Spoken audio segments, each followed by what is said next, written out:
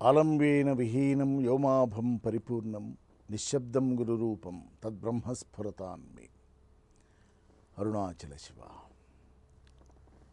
భగవాన్ శ్రీరమణుల దివ్య శ్రీచరణారవిందాలకు మరొక్కసారి నమస్కరిస్తూ పరమాద్భుతమైనటువంటి అధ్యాత్మ మార్గాన్ని, ఆత్మవిచార మార్గాన్ని ఈ ప్రపంచానికి అందించి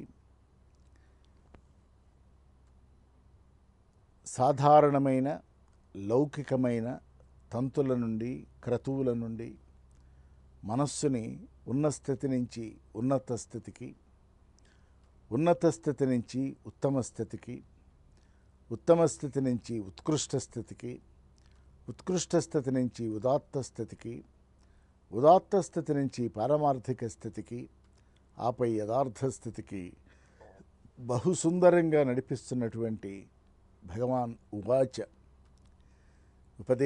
ఉపదేశ సారం ఏదైతే ఉన్నదో దానిని మనం ఇంకాస్త తీవ్ర విచారణ చేయాలి. మనసంటే ఏమిటో పట్టుకోండి, తెలుసుకోండి అంటున్నారు భగవాన్. ఇక్కడి దాకా తీసుకొచ్చి పూజలు చేసిన మనస్సా, దానాలు చేసిన మనస్సా, కీర్తిని సంపదని సంపాదించుకున్న మనస్సా, ఏ మనస్సు అంటే ఆ మనస్సంతా నీకు కావలసినవి సంపాదించి పెట్టినాయి. నీ మనస్సు ఇప్పుడు హృదయంతో కూడి ఉంది మిత్రమా. నీ మనస్సు ఎప్పుడో లయమైపోయిందయ్యా, నీకు తెలియటం లేదా? అది నాశనమై చాలా రోజులైపోయింది. తత్కారణంగా నీవు యోగత్వాన్ని కూడా పొందావు. యోగి అయిన తర్వాత తత్వవిచారణ, తత్వదర్శనానికై తహతలాడుతున్న వేళ ఇంకా ఎక్కడో ఒక రెసిడ్యువల్ ఇన్స్టింక్ట్గా మనస్సు ఉన్నది గనక ఆ మనస్సుని కూడా సమూలంగా పెకిలించి వేసి పూర్ణ మనస్సుగా, శుద్ధ మనస్సుగా నీవు చేసుకోగలిగినట్లయితే ఆత్మవిచార మార్గం సులభం అవుతుంది అని భగవాన్ మనకి ఒక అద్భుతమైన, కీలకమైనటువంటి, మార్మికమైనటువంటి, ఒక గుహ్యమైనటువంటి విషయాన్ని ప్రస్తావన చేస్తూ, మనస్సు చెడ్డది కాదు, మంచిది కాదు. నీ హృదయ స్థానంలో నుంచి పుట్టిన ఒక రశ్మి అన్నారు. అంటే అది ఒక కిరణం. ఒక టర్బైన్లో నుంచి ఒక ఎనర్జీ, ఎలక్ట్రికల్ ఎనర్జీ ఎట్లా బయటకు వచ్చిందో, with some wattage and voltage ఎట్లా పెరుగుతూ వస్తూ ఉన్నదో, నీ మనస్సు కూడా దాని మూలస్థానమైనటువంటి హృదయం అని గమనించు. హృదయం మీద నీ మనస్సుని, నీ ఆలోచనను నిలబెట్టుకుని ఉంచు. నీలో పుట్టినటువంటి నీ మనస్సు ఒక కిరణంగా నీవు భావించినట్లయితే ఆ కిరణాన్ని ఆధారం చేసుకుని మూలమైనటువంటి ఆత్మవైపు నువ్వు ప్రస్థానం చేయి. ఇది సూటి అయినటువంటి, సరళమైనటువంటి డైరెక్ట్ పాత్. ఇది అధ్యాత్మ మార్గం, ఇది ఆత్మవిచారణ. ఇక్కడ నేనెవరు అన్నటువంటి ప్రశ్నని మనస్సు పరంగా, హృదయం పరంగా, మన అనుభవాల పరంగా, మన సంస్కారాల పరంగా, మన జీవన విధానం ప్రకారంగా దానిని సమన్వయం చేసుకోవాలి, అర్థం చేసుకోవాలి. మనస్సు ద్వారా ఈ ప్రపంచాన్ని మనం చూస్తున్నంతసేపు ఇది యాతనామయంగా కనిపిస్తున్నది. చాలా అస్పష్టతలున్నాయి, చాలా డొల్లతనాలున్నాయి, యాంగులారిటీస్ అంటాం, చాలా ఎక్కువగా కనిపిస్తున్నాయి. హృదయంతో చూసినప్పుడు ఇదంతా ఒక పెద్ద వెలుగుముద్దగా, ఒక జ్ఞాన భాండాగారంగా, పరబ్రహ్మతత్వంగా, పరమేశ్వరుడి దివ్య లీలా విలాసంగా మనకు అనుభవం వస్తున్నది.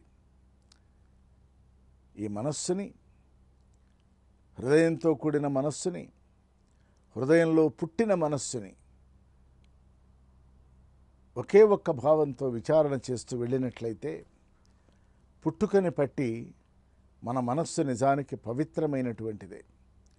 ఈ పరమ పవిత్రమైనటువంటి ఈ మనస్సు ఏదైతే ఉన్నదో, తల్లి గర్భంలో ఉన్నప్పుడు ఇంకా మనసు పూర్తిగా ఏర్పడలేదు. శరీరంలో అంగాంగములు నెమ్మదిగా రూపుదిద్దుకుంటూ ఉన్నాయి. జీవుడు అప్పటి వరకు తాను పొందిన అనుభవాలన్నింటినీ నెమరు వేసుకుంటున్నాడు. తల్లి ఏ గాలిని పీలిస్తే అది తన శ్వాసగా మార్చుకున్నాడు. తల్లి దేనిని తింటే అది తన ఆహారంగా, మనస్సుగా, ప్రాణంగా మార్చుకున్నాడు. తల్లి బయట ప్రపంచాన్ని, దానిలో ఉన్న ఏ వస్తువుని చూసిందో చిరముద్రలు తాను వేసుకుంటున్నాడు. ఏ శబ్దాన్ని వింటున్నదో ఆ శబ్దాన్ని తన చెవిలో ముద్ర వేసుకుంటున్నాడు. అంటే ఒక అండంగా ఒక పిండాకృతిని పొంది అంగాంగములు మొలుస్తున్నటువంటి వేళ తన మూలం, తన సోర్స్ ఏదైంది అంటే తల్లి అయింది. అందుకనే భారతీయ తత్వ సిద్ధాంతంలో, ఆలోచన సరళిలో, భావనా భూమికలో తల్లే మనకు దైవం. ఇవాళ మనం ఇట్లా ఉన్నామంటే మన తల్లి కారణం.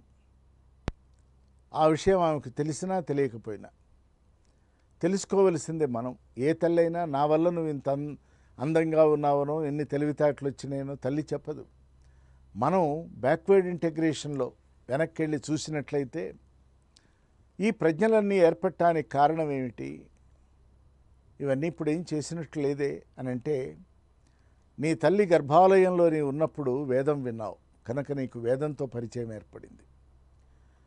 పరమాద్భుతమైనటువంటి స్వరార్ణవాన్ని నీ తల్లి అనుభవించింది కనుక నీకు పరిజ్ఞానం ఏర్పడింది. విజ్ఞాన రేఖలు వాస్తవికమైన దృష్టితో తల్లి ఈ ప్రపంచాన్ని చూసింది. ఆ తల్లి నీ తల్లి కనుకనే నీకు ఇవన్నీ కూడా ఏర్పడ్డాయి. వీటితో పాటు జీవుని వేదన, జీవుని నివేదన, జీవుని సంవేదన, జీవుడి యొక్క సహజమైనటువంటి ప్రవృత్తులు ఇవన్నీ కూడా కలబోసుకొని ఒక ఆకారం తయారైతే, తల్లి గర్భంలో ఆకలి అని ఏడిచిన రోజు లేదు, దాహమని అరిచిన రోజు లేదు, ఇది కావాలి అది కావాలి అన్న స్పృహ లేదు. ఎందుకంటే నీకు ఏం కావాలో అదన్నా ఇవ్వబడింది, ఏది నీకు లభ్యమైందో అది నువ్వు స్వీకరించగలిగావు. రెండూ అక్కడే జరిగినాయి.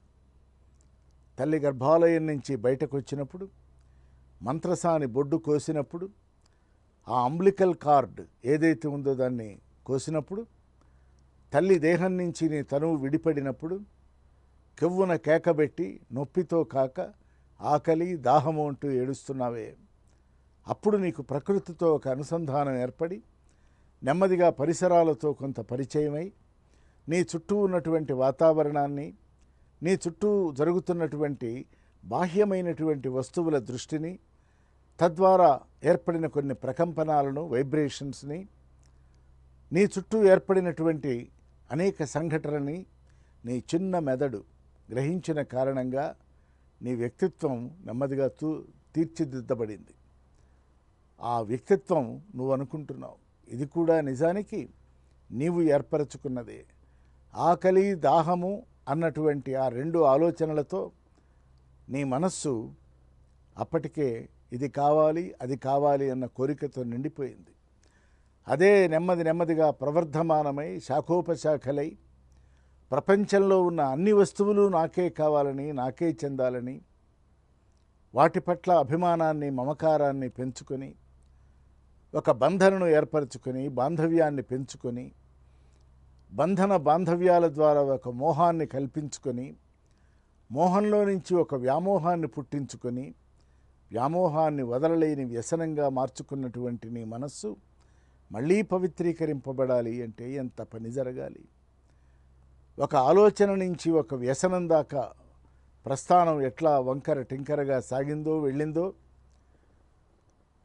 ఒక నెగటివ్ యాటిట్యూడ్తో నెగటివ్ మార్గంలో అది వెళ్ళిందో, అది మళ్ళీ మూలంలోకి వెళ్ళి స్వస్థితిని స్వస్థతని పొంది సంస్థితమై ప్రకాశమానమై వెలుగుమూలమైనటువంటి ఆత్మతో అనుసంధానమై ఆ మనస్సు మళ్ళీ పూర్ణ మనస్సై శుద్ధ మనస్సై చేతికి రావాలి అంటే నిజానికి నెగటివ్లో వెళ్ళినటువంటి సమయం కంటే నిజానికి 3 సమయం ఎక్కువ కావాలి మళ్ళీ పాజిటివ్ కావాలి అంటే.